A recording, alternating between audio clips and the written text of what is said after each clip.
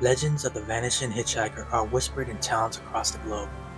From a woman in white who fades away at the gates of a cemetery, to a ghostly passenger in Japan who climbed into a taxi only to vanish before paying her fare. These stories all share one chilling truth. Some travelers aren't meant to reach their destinations.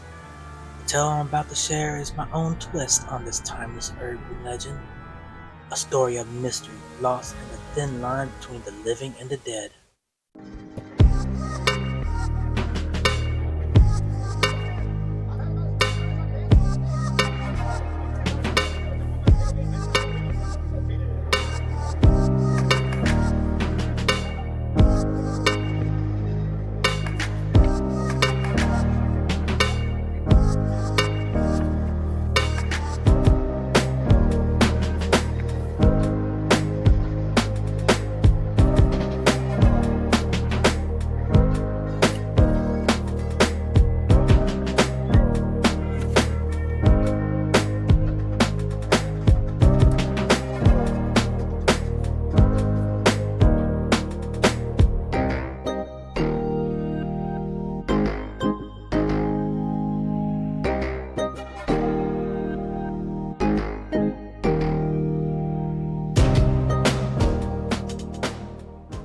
The two-lane road wound through the trees, like it had been carved out of the forest by hand. Pines crowded in on both sides.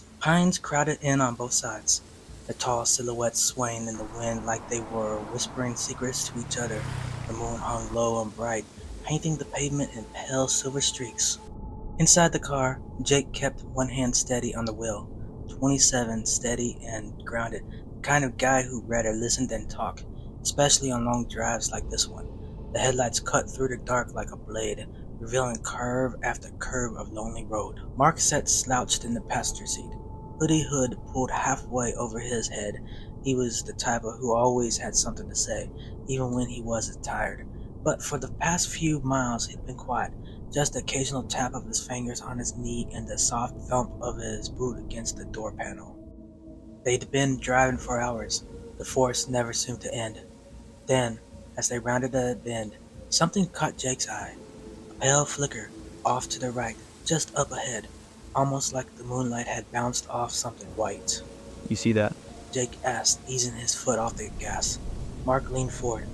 Yeah, something's up there. As the car rolled closer, the shape came into focus. A young woman standing on the shoulder of the road. She looked like she could be more than her mid-20s. Long blonde hair, white dress, glowing faintly in the moonlight, arms wrapped around herself like she'd been standing there a while, one hand lifted, thumb barely raised. A hitchhiker, out here in the middle of nowhere. Jake slowed to a crawl. No car. Mark said, scanning the woods. You think she's stranded? Looks like it. Jake muttered, brow furrowed. Mark hesitated. I mean, it's kind of weird, right? Just her out here? Jake didn't say anything for a moment. The road behind them was empty, so was the stretch ahead. Mark leaned back in the seat. This is how horror movies start, dude. Jake glanced over. And what? We just leave her out here? Mark exhaled, rubbing his neck. I didn't say that, just this feels off. Still, neither of them told Jake to keep driving. Jake eased the car onto the shoulder and brought it to a stop a few feet past her. The woman stepped forward without hesitation and opened the back door. She climbed in slowly, her movements calm, graceful, almost too quiet. She settled in behind them, folding her hands in her lap like she'd done this 100 times before. Jake glanced at her in the rearview mirror. Her eyes met his, dark, calm, unreadable. He cleared his throat. You alright? Where are you headed? Her voice was soft, almost too soft for the quiet around them. To the house at the end, She said, past the train track, on the dirt road. No, thank you. No small talk, just that. Jake gave Mark a quick look, then pulled back onto the road. The forest swallowed them again. The door clicked softly behind her as she slipped into the back seat. The car's interior light dimmed, leaving only the soft glow of the dashboard and moonlight filtering through the windows. Jake adjusted his grip on the wheel, stealing a glance in the rearview mirror. She sat perfectly still, hands folded neatly in her lap. Her white dress looked almost too clean for someone who'd been standing out there beside the road. She stared out in the window, quiet and unreadable. Mark cleared his throat, breaking the silence. So, weird night to be hitchhiking, huh? He said, trying to sound casual, shooting her a friendly smile. She didn't answer right away. Then, softly, almost like an afterthought, she said, It's peaceful at night. Jake raised his eyebrows in the mirror. You from around here? She tilted her head slightly, but didn't look at him. I used to be. Mark raised one brow. Cool. Heading to a friend's place or something. No answer. Jake tried again. Where should we drop you off? She finally looked forward, eyes fixed somewhere ahead on the road. Just past the train track. She said quietly. The three of them fell silent for a moment. Mark nodded slowly, rubbing his hands together. Okay, sure. That's not far. He leaned back with a small smirk, then glanced at Jake and mouthed, "Bit intense, huh?" Jake ignored him and kept his eyes on the narrow road ahead. So, Mark tried again. we're headed to a campsite up the hill, bringing all the essentials, cheap beer, questionable decisions, probably gonna freeze to death by morning. You in? She gave a faint smile, but said nothing. Jake shot Mark a look. Let it go. The road dipped suddenly and the trees began to thin. Gravel crunched under the tires as they rounded a bend. No one spoke. The car carried the three of them deeper into the dark. Ahead, the cracked asphalt continued, interrupted only by the steel rails of the train tracks, cutting straight across the road. A simple weathered crossing sign stood nearby, its paint faded and chipped, warning travelers of the tracks ahead. Jake's eyes flicked again to the rearview mirror and froze. The back seat was empty. He eased the car to a stop just before the crossing, tires crunching softly on the gravel shoulder. Wait, where did she go? Mark's voice cracked as he spun around to look behind him. Jake and Mark stared at one another, disbelief washing over their faces. Slowly, Jake twisted around to look. The seat was empty. The woman had vanished. The sudden silence hung heavy after the woman's disappearance, thick as night itself. Then softly, almost beneath the wind, a faint sound flickered through the darkness. A child's laughter, high-pitched, innocent, playful. Mark's head snapped toward the window. Did you hear that? Jake's jaw tightened as another laugh echoed. Closer now, more haunting. They scanned the shadowed woods pressing in around them. No flicker of movement, no shape in the underbrush. Only the laughter. Jake shifted the stick into neutral, his foot pressing firmly on the brake. But then, the car shuddered. Slowly, impossibly, it began to roll forward. No. Jake muttered, pressing harder on the brake pedal. Still the car inched ahead, relentless, unstoppable. Mark's eyes widened. It's moving on its own. Cold dread gripped them both as headlights appeared in the distance, bright, merciless. A train. Jake pumped the brakes, desperation twisting his face, but the wheels rolled on. Get out. Closer to the track, voice raw with panic. Jake yanked at the door handle, locked. Mark tried his own, stuck fast. They pounded on the doors with fists and shoulders, frantic and terrified. Both the doors wouldn't budge. The car came to a shuddering stop, dead center on the rails. Outside, the laughter swelled, a chorus of unseen children, circling just beyond the trees. The night pulsed with terrible finality. The train roared closer, a beast of steel and fire. In one unbearable moment, it crashed into the car, metal twisting and glass shattering. Flames burst forth, licking the sky with hungry tongues, and then darkness.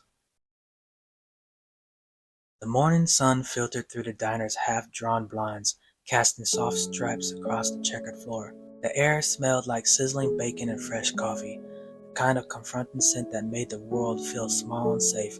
But today, there was an undercurrent of tension, a quiet hum beneath the clatter of silverware and murmured conversations. At a corner booth, two older men hunched over their mugs, their voices low but urgent. Did you hear about those two caught on the tracks last night? One asked, his voice thick with disbelief. Yeah, The other replied, shaking his head. found them this morning. Car smashed up real bad. Train didn't even slow down. One of the men leaned in, dropping his voice to a whisper. I guess they met the woman in white, and maybe the kids too. Folks say if you pick her up, you're never really leaving. A waitress young, but with the weary eyes of someone who's seen too much, refilled their cups without a word. She'd heard the rumors, the whispers that the woman in white had claimed 2 more souls. Stranger's right. The first man continued, glancing around the walls might be listening. Don't think so. The second muttered. No one recognized them. Just passing through, I reckon. Diner door jingled as a couple of regulars shuffled in, nodding to the men before settling in their usual seats. The conversation shifted, but the unease lingered, hanging in the air like the last note of a forgotten song. A dusty car rode slowly down the cracked main street, its engine humming softly against the quiet of the early morning. Tires kicked up faint clouds of dirt as it comes to a stop in front of the weathered diner. The door swung open and a man in his early 30s stepped out. His clothes were sharp and clean, nothing like the worn jeans and flannel flavored by the locals. His brush a stray lock of hair from his face and took a slow, deliberate breath. His eyes scanned the town, the peeling paint on storefronts, rusted signs swaying gently in the breeze, and a few scattered people moving like ghosts in the sleepy dawn. He closed the car door with a soft click, pocketed his keys, and headed towards the diner's entrance, his footsteps crunching on the gravel. He pushed open the diner's heavy door, the bell above jingling softly as he stepped inside. The warm scent of coffee and frying bacon washed over him, a sharp contrast to the cool morning air outside. The man approached the counter, his polished shoes clicking lightly on the worn floorboards. Behind the counter, a young waitress glanced up from a wiping mug, her eyes sharp but tired. What'll it be? She asked, voice steady. Just a coffee, thanks. He replied, settling onto the stool. As she poured the steaming cup, a gruff voice from the other end of the counter cut through the quiet. You just passing through, city boy? Asked an older man, eyeing him with a mix of curiosity and suspicion. The newcomer took a slow sip of his coffee before answering, a small smile tugging at his lips. Yeah, just passing through. The older man leaned slightly, eyes narrowing. If you're passing through, you best watch yourself round these parts. Folks say there's a woman in white who wanders the roads nearby. You see her, you're trouble. The newcomer raised an eyebrow, but kept his smile steady. A woman in white? Before he could say more, another man from the corner booth cleared his throat and spoke up. Yeah, that's right. Legend goes she hitchhikes alone, quiet as a shadow, dressed white as fresh snow. Third man nodded solemnly. And if you pick her up, well, you might just meet the kids, too. Heard their laughter out by the tracks. The newcomer's gaze flicked toward the window, though the tracks weren't visible from the inside. The chatter around him quieted, as all eyes seemed fixed on the tell. He smiled, amusement flickering in his eyes. Sounds like you're all just trying to scare a stranger. He said lightly, sliding a few bills across the counter to the waitress. Thanks for the coffee. Before he could turn away, the older man's voice cut through, low and serious. Just remember, some warnings ain't just stories. Be careful out there. The newcomer glanced back, nodding slowly. Noted. With that, he stepped out the diner door, jingling behind him. He climbed into his car, settled behind the wheel, and pulled away, tires crunching softly on the gravel as he disappeared down the road. The newcomer drove with one hand on the wheel, the other resting near the radio dial, though he hadn't touched it in miles. The road wound through the tunnel of trees, their silhouettes barely visible in the early morning fog. Pale mist laced the edges of the pavement like breath from glass. Dawn hadn't fully broken, just a cold gray light leaping across the sky. He kept thinking about the diner, the looks they gave him, the way the conversation slowed when he asked about the tracks. The old man with the coffee cup who muttered something about the woman in white, like he expected that to be enough explanation. Ghost stories, he told himself. Every town's got them. It was almost predictable. Some tragic girl wandering the roads at night, a haunted crossing, a crash no one talks about. Locals love their legends. Keep life interesting when there's nothing but silence and time. He smirked to himself, shaking his head. Then he saw her. Just ahead, standing at the edge of the road, a figure in a pale dress, still and quiet. She didn't wave. She didn't move.